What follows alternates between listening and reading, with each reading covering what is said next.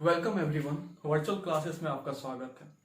इससे पहले वाले वीडियो में हम लोगों ने नाउन और उसके काइंड्स के बारे में पढ़ा। ठीक है, पार्ट्स ऑफ स्पीच का दूसरा पार्ट है प्रोनाउन। इस वीडियो में हम लोग प्रोनाउन और उसके काइंड्स के बारे में दो पार्ट में चर्चा करेंगे। पहले वीडियो में मैं प्रोनाउन और उसके कुछ पार्ट्स को बताऊंगा, ठीक है। उसके नेक्स्ट वीडियो में उसके और काइंड्स जो बच जाएंगे, ठीक है, ताकि वीडियो लंबा ना हो और देखने में भी आप लोगों को ये ना लगे कि हाँ 1 घंटा का फिल्म चल रहा है, वो समझ में भी आना चाहिए। इसलिए मैं 2 पार्ट में इसको बनाऊंगा, ठीक है।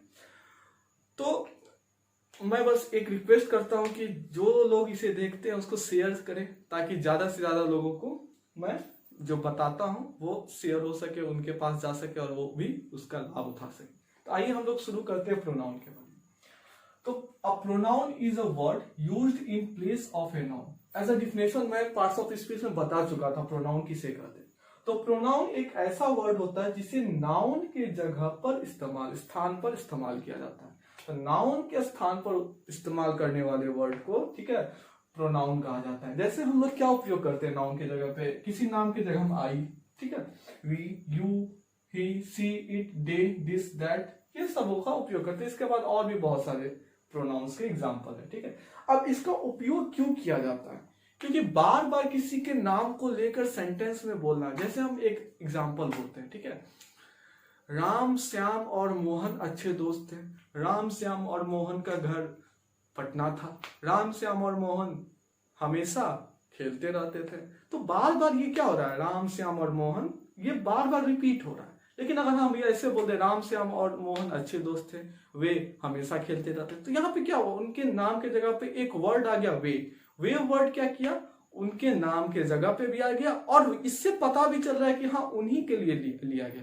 जैसे हम इंग्लिश में एक एग्जाम्पल दिए हैं, Ram and Shyam are best friend, ठीक है, राम और श्याम अच्छे मित्र हैं। अब फिर हम बोलते हैं Ram and Shyam lived in Jodhpur, Ram and Shyam favourite colour is blue, तो कितना ऑड लगता है। इस कारण से प्रोनाउन का उपयोग किया जाता है, ठीक है। तो जैसे हम बोले Ram and Shyam are best friend, they, यहाँ ये दे शब्द जो आया मतलब वे, यानी वे किसके लिए आया, राम एंड श्याम के लिए। तो यहाँ पे हम लोगों को समझ में भी पता भी चल जा रहा है कि ये दे राम और श्याम के लिए आया। तो दे लिव्ड इन जोधपुर, यानी कोई पूछेगा राम एंड श्याम कहाँ रहते हैं, तो हम लोग बोल सकते हैं जोधपुर। तो यहाँ उपयोग नहीं किया गया, यानी एक वर्ड आया जो कि इसके जगह पे लिखा गया और वो उसी को संकेत कर रहा है, उसी की ओर वो क्या कर रहा है, इशारा कर रहा है। Their favourite colour is blue.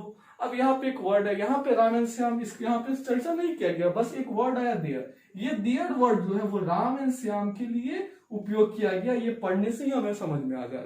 तो ये देयर शब्द जो है, ये देयर वर्ड जो है, ये क्या हो गया, एक प्रोनाउन। तो नाउन के स्थान पे जो भी वर्ड आए वो क्या कहलाता है, प्रोनाउन कहलाता है। अब हम लोग प्रोनाउंस के काइंड्स के बारे में एक एक करके डिटेल में जानेंगे। काइंड्स ऑफ प्रोनाउन में हम लोगों को इन 9 प्रोनाउंस के विषय में जानना है। तो आइए हम लोग देखते हैं kinds of pronoun. Kinds of pronoun में सबसे पहला पर्सनल प्रोनाउन। पर्सनल प्रोनाउन को पुरुषवाचक सर्वनाम भी कहा जाता है, ठीक है। उसके बाद है डेमोन्स्ट्रेटिव प्रोनाउन, जिसको संकेतवाचक सर्वनाम कहा जाता है। उसके बाद है इंटेरोगेटिव प्रोनाउन, जिसको प्रश्नवाचक सर्वनाम कहा जाता है। उसके बाद है इंडिफिनिट प्रोनाउन, जिसको अनिश्चयवाचक सर्वनाम कहा जाता है। उसके बाद है रिलेटिव प्रोनाउन, जिसे संबंधवाचक सर्वनाम कहा जाता है। उसके बाद है डिस्ट्रीब्यूटिव प्रोनाउन, जिसे विभाग सूचक सर्वनाम कहा जाता है। उसके बाद है रिफ्लेक्सिव प्रोनाउन, जिसको निजवाचक सर्वनाम कहा जाता है। उसके बाद है एम्फैटिक प्रोनाउन, जिसको दृढ़तावाचक सर्वनाम कहा जाता है। उसके बाद है रेसिप्रोकल प्रोनाउन, जो है परस्परवाचक सर्वनाम। तो ये 9 kinds, personal pronoun, demonstrative pronoun, interrogative pronoun, indefinite pronoun, relative pronoun, distributive pronoun, reflexive pronoun, एम्फैटिक pronoun और रेसिप्रोकल प्रोनाउन को एक एक करके समझेंगे। ये प्रोनाउन कहलाते क्यों हैं, ठीक है, और इनका नाम ऐसा क्यों पड़ा, और किस तरह के एग्जाम्पल जो है वो पर्सनल प्रोनाउन के और कौन सा डेमोन्स्ट्रेटिव। उसी तरीके से 9 के बारे में हम लोग देखते हैं लाइन बाय लाइन। सबसे पहला काइंड है पर्सनल प्रोनाउन, पुरुषवाचक सर्वनाम किसे कहते हैं। तो यहाँ पे साफ साफ लिखा हुआ है कि personal pronoun is used in place of a person और अ थिंग। पर्सनल प्रोनाउन जो है किसी जगह या किसी पर्सन के नाम के जगह पे उपयोग किया जाता है। हम लोग पढ़े कि प्रोनाउन किसको कहते हैं, नाउन के जगह पे उपयोग किया जाने वाला शब्द। लेकिन जब पर्सन, किसी व्यक्ति या किसी स्थान के नाम की जगह हम जिस प्रोनाउन का उपयोग करते हैं उसे पर्सनल प्रोनाउन कहा जाता है।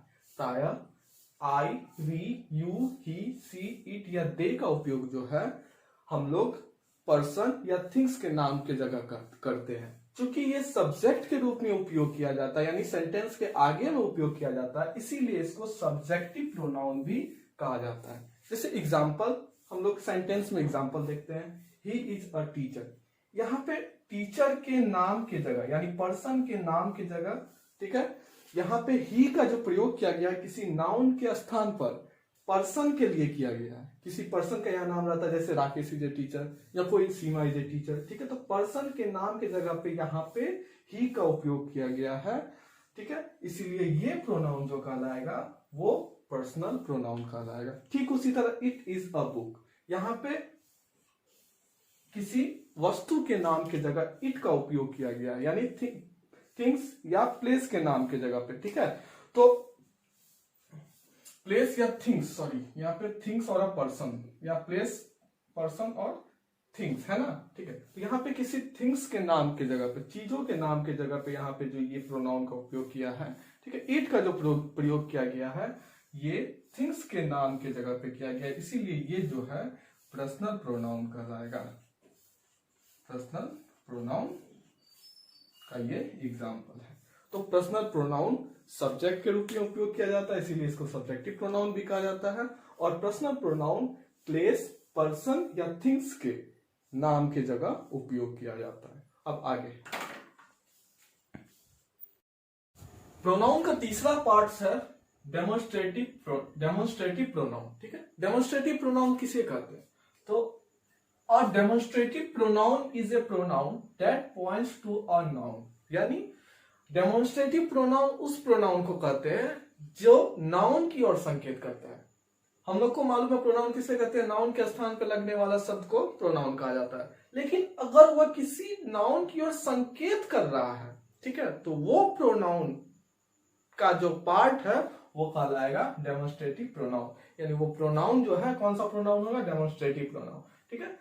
या फिर हम लोग कह सकते हैं कि demonstrative pronoun are the pronoun that are used to indicate some specific things. मतलब डेमोन्स्ट्रेटिव प्रोनाउन उस प्रोनाउन को कहते हैं जो किसी खास चीजों की ओर इशारा करने के लिए उपयोग में लाया जाता है। नाउन के स्थान पर लगने वाला वह शब्द जो किसी खास चीजों को इशारा करने के लिए उपयोग किया जाता है वो प्रोनाउन कहलाता है डेमोन्स्ट्रेटिव प्रोनाउन, ठीक है।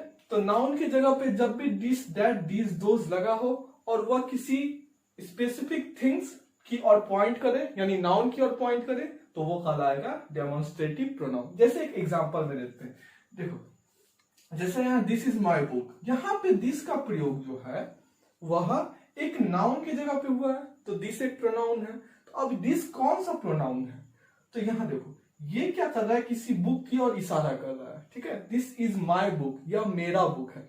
तो यहाँ पे दिस का प्रयोग जो है किसी वस्तु के लिए किया गया, यानी सब्जेक्ट की ओर इशारा कर रहा है, ठीक है, नाउन की ओर इशारा कर, सॉरी ये बुक जो है वो नाउन की ओर इशारा कर रहा है। तो ये जो काइंड्स कहलाएगा, ये कहलाएगा मेरा प्रोनाउन का कौन सा काइंड्स, डेमोन्स्ट्रेटिव प्रोनाउन, ठीक है। डेमोन्स्ट्रेटिव प्रोनाउन के बाद आता है अगला part, interrogative pronoun. Interrogative pronoun are used to ask question about something और समवन। जब किसी बोलता है कि इंट्रोगेटिव प्रोनाउन किसे कहते हैं इसको जानने के लिए, तो जब किसी चीज या किसी इंसान के बारे में क्वेश्चन अराइज करने के लिए प्रोनाउन का उपयोग किया जाता है। फिर से हम लोग देखते हैं, वह प्रोनाउन जो किसी चीज, ठीक है, या किसी चीज या किसी व्यक्ति, किसी चीजों के ऊपर क्वेश्चन या किसी इंसान के ऊपर क्वेश्चन करने के लिए किया जाता है, तो वो प्रोनाउन कहलाता है मेरा इंट्रोगेटिव प्रोनाउन। जैसे हु, हुज, हुम, विच, व्हाट, ठीक है, ये सब कहलाता है इंट्रोगेटिव प्रोनाउन, ठीक है। अब इंट्रोगेटिव प्रोनाउन के बाद नाउन का उपयोग नहीं किया जाता है, हेल्पिंग वर्ब का उपयोग किया जाता है, ठीक है। इंट्रोगेटिव प्रोनाउन हम लोगों को समझ में आया कि यहाँ पे विच का उपयोग है, विच इज योर बुक, ठीक है, इनमें से कौन तुम्हारा बुक है, ठीक है, कौन सा तुम्हारा बुक है। यहाँ पे विच का प्रयोग जो है नाउन के लिए किया गया, ठीक है, तो नाउन की जगह पे किया गया, तो ये एक प्रोनाउन है। अब इससे क्वेश्चन एनालाइज हो रहा है, तो ये कौन सा प्रोनाउन है, इंट्रोगेटिव प्रोनाउन है। अब हम लोग आगे पार्ट्स देखते हैं। बोला इंडिफिनिट प्रोनाउन अगला है। Indefinite pronoun do stand for person और things but we don't know for exactly whom. ठीक है, इंडिफिनिट प्रोनाउन भी किसी नाउन की ओर संकेत करता है, परंतु वैसा नाउन जिसके विषय में हम लोग एग्जैक्टली नहीं जानते कि वह कौन है। ठीक है, हम लोग पढ़े हैं कि जो हम नाउन की ओर संकेत करने वाला प्रोनाउन को डेमोन्स्ट्रेटिव प्रोनाउन भी कहते हैं, लेकिन जब वो नाउन कंफर्म है कि हाँ सेंटेंस में दिया हुआ है एग्जैक्टली कि हाँ इसके लिए इसके रिस्पेक्ट में आया है, तो वो डेमोन्स्ट्रेटिव प्रोनाउन कहलाएगा। लेकिन जब हमें पता न चले कि एग्जैक्टली किसके लिए वो कहा जा रहा है, तो वो कहलाएगा इंडिफिनिट प्रोनाउन। प्राय none, all, many, few, someone, somethings का यूज किया जाता है। हम लोग इसको एक सेंटेंस के उदाहरण से देखते हैं। ठीक है, जैसे हम लोग एक एग्जांपल लेते हैं, someone has stolen my watch।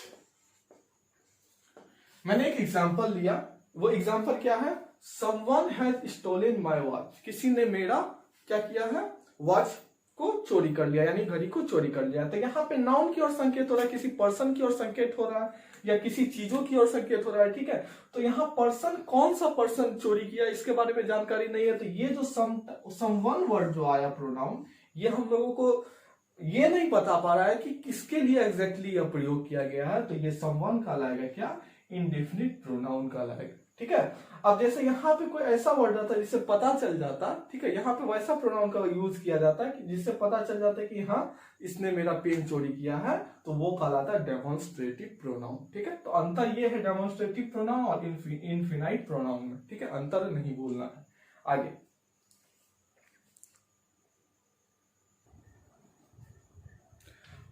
आगे है रिलेटिव प्रोनाउन। ठीक है, रिलेटिव प्रोनाउन और those pronoun, relative pronoun noun के जगह पे आने वाले सब प्रोनाउन जैसे बोल रहे तो नाउन के जगह पे वो आएगा। ठीक है, तो रिलेटिव प्रोनाउन वैसे प्रोनाउन होते हैं जो दो सेंटेंस, जो एक दूसरे से मिलते हुए सेंटेंस या क्लाउजेस को जोड़ते हैं। ठीक है, और साथ साथ नाउन के साथ अपने रिलेशन को भी बताते हैं और उसी नाउन के विषय में विस्तार भी करते हैं। ठीक है, relative pronoun are those pronoun that joins relative sentence and clauses and show the relation to a noun and modify the same noun। इसको मैंने हिंदी में भी लिख दिया ताकि समझने में दिक्कत ना हो कि relative pronoun दो सेंटेंस या क्लाउज को जोड़ते हैं।